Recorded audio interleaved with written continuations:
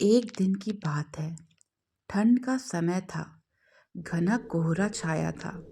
सारे लोग जल्दी कार्यालय का काम खत्म करके घर की तरफ निकल रहे थे। नाना जी उस समय के बड़े अधिकारियों में से एक थे। वे उस समय के उच्च वर्ग के लोगों में एक अमीन का काम करते थे। रोज की तरह उस दिन काम खत्म होने के बाद घर के लिए अपनी गाड़ी से रवाना होने लगे। रास्ते में उन्हें हाट से कुछ सामान भी लेना था, तो वे और साथियों से अलग हो गए। उन्होंने घर की कुछ ज़रूरत के सामान लिए और गाड़ी आगे बढ़ा दी। आगे जाने पर उन्हें कुछ मछली बाजार दिखा और वे मछली खरीदने के लिए रुक गए। ताज़ी मछलियाँ लेने और देखने में टाइम ज़्यादा ही गुजर गया। उनकी जब अपनी घड़ी पर नज़र गई तो उन्हें आभास हुआ कि आज तो घर जाने में बहुत देर हो जाएगी और ये सब लेकर घर पहुंचने में काफ़ी समय लग जाएगा। फिर यही सब सोचकर उन्होंने सोचा कि क्यों ना जंगल के रास्ते से निकला जाए, तो जल्दी पहुंच जाऊंगा। तो उन्होंने अपना रास्ता बदला और जंगल की तरफ अपनी गाड़ी को घुमा लिया। समय 11 बज चुके थे। गाड़ी तेज रफ्तार से आगे बढ़ रही थी। तभी अचानक तेज ब्रेक के साथ गाड़ी को रोकना पड़ा। उनकी गाड़ी के आगे एक औरत जोर जोर से रो रही थी। उन्होंने सोचा, इस वीराने में ये औरत क्या कर रही है। उन्हें लगा कि कोई मजदूर की पत्नी होगी जो नाराज होकर घर छोड़कर जंगल में भाग आई है। तो उन्होंने उससे पूछा कि यहाँ जंगल में तुम क्या कर रही हो। लेकिन उसने कोई जवाब ना देकर और जोर जोर से रोने लगी। सारे जंगल में उसकी हूँ हूँ सिसकियाँ गूंज रही थीं।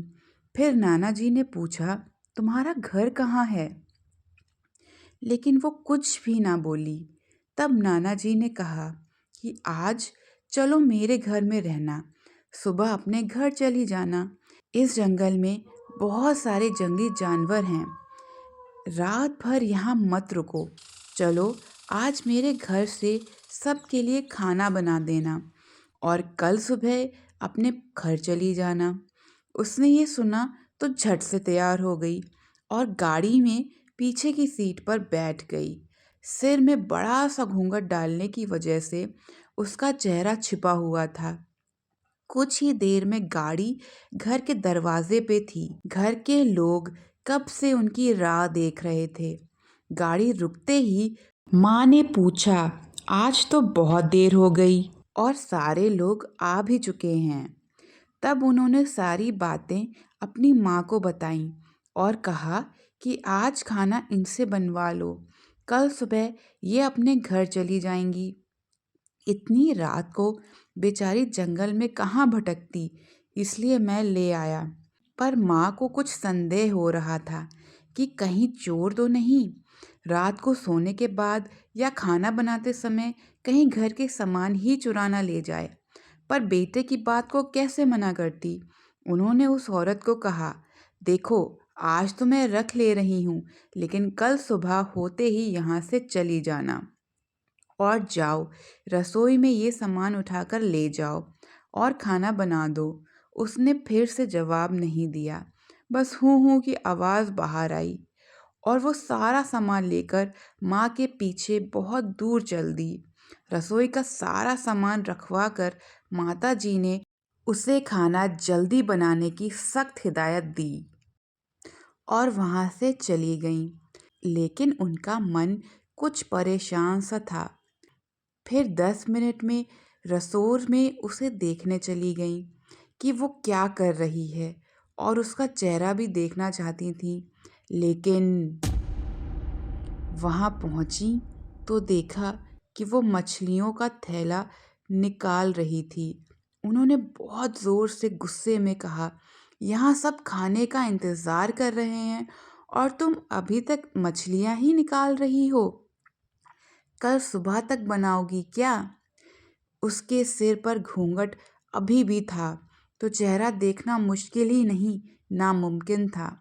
उन्होंने उससे कहा, तुम जल्दी से खाने की तैयारी करो, मैं आग सुलगा देती हूँ, काम जल्दी हो जाएगा। और वो जल्दी से चूल्हा जलाने की तैयारियां करने लगी, लेकिन साथ ही वो उसका चेहरा देखने की भी कोशिश कर रही थी। लेकिन वो जितना देखने की कोशिश करती, वो और पल्लू खींच लेती। आखिरकार हार कर वो बोली, देखो मैंने आग सुलगा दी है, अब आगे सारा काम कर लो, कुछ ज़रूरत हो तो बुला लेना। लेकिन वो फिर कुछ नहीं बोली। अब उन्हें लगा कि यहाँ से जाने में ही ठीक है, वरना मेरा भी समय खराब होगा और हो सकता है अनजान लोगों से डर रही हो। ये सब सोचकर उन्होंने उससे कहा कि मैं आ रही हूँ, जल्दी से खाना बनाकर रखना, और वहाँ से निकल गईं। मन अभी तक परेशान ही था, कभी अपने कमरे, कभी बच्चों को, कभी बाहर, सबको देख रही थी, कहीं कुछ अनहोनी ना हो जाए। 1 मिनट भी आराम से नहीं बैठ पाई। अभी 5 मिनट ही हुए थे, पर उनके लिए वो घड़ी पहाड़ सी हो रही थी। समय बीत ही नहीं रहा था। 8 मिनट बड़ी मुश्किल से गुजरे और वो तुरंत ही कुछ सोचकर रसोई की तरफ दौड़ी। और वहाँ पहुँचकर जैसे ही उन्होंने रसोई घर का नज़ारा देखा, उनकी आंखें फटी की फटी रह गईं। उनके पैर बिल्कुल ही जम गए, ना उनसे आगे जाया जा रहा था, ना ही पीछे। उनके हृदय की धड़कनें रुक रही थीं और वो औरत रसोई में बैठकर सारी कच्ची मछलियाँ खा रही थी। सारे रसोई में मछलियाँ और खून बिखरा पड़ा था। उसके सिर से घूंघट भी उतरा पड़ा था। इतना खौफनाक चेहरा आज तक उन्होंने नहीं देखा था। बाल, नाखून सब बड़े हुए थे। मछलियाँ खाने में मग्न होने की वजह से उसे कुछ ध्यान भी नहीं था और खुशी से कभी वो आवाज़ें भी निकाल रही थी। हूँ हूँ सी आवाज़ें गूंज रही थीं। रसोई पिछवाड़े में होने की वजह से और लोगों का ध्यान इधर नहीं आ रहा था। माँ को भी कुछ नहीं समझ आ रहा था कि चिल्लाने से कहीं घर के लोगों को नुकसान ना पहुँचाए। वो चुड़ैल से अपने घर को कैसे बचाएं, उन्हें समझ नहीं आ रहा था। बस भगवान का ही नाम उनके दिमाग में आ रहा था। अचानक वो आगे बढ़ने लगी उसकी तरफ और झट से एक थाल लिया और चूल्हे की तरफ दौड़ी। उस चुड़ैल की नज़र भी माँ पर पड़ चुकी थी, सो वो भी अपनी जगह से कुछ सोचकर उठी। माँ कुछ भी देर नहीं करना चाहती थी। उन्हें पता था कि आज अगर ज़रा सी भी लापरवाही हुई तो अनहोनी हो जाएगी। उस चुड़ैल के कुछ करने से पहले ही उन्हें चूल्हे तक पहुंचना था और चूल्हे के पास पहुंचकर उन्होंने जलता हुआ कोयला थाल में भर लिया और चुड़ैल की तरफ लेकर जोर से फेंका। आग की जलन की वजह से वो अजीब सी डरावनी आवाज़ें निकालने लगी। अब तो उसकी आवाज़ें बाहर भी जा रही थी।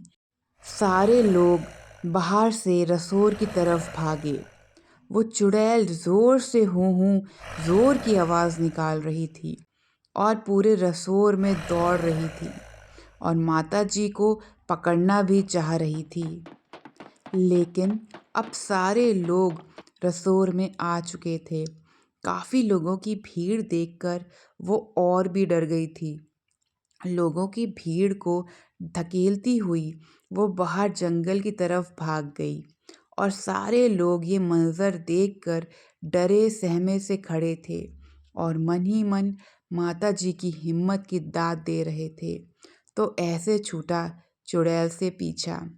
दोस्तों, अगर आपको ये कहानी अच्छी लगी हो तो प्लीज़ इस वीडियो को लाइक करें, अपने फ्रेंड्स एंड फैमिली के साथ शेयर करें और मेरे चैनल को सब्सक्राइब करें, ताकि ऐसे ही मज़ेदार कहानियाँ लेकर हम आपके सामने आते रहें।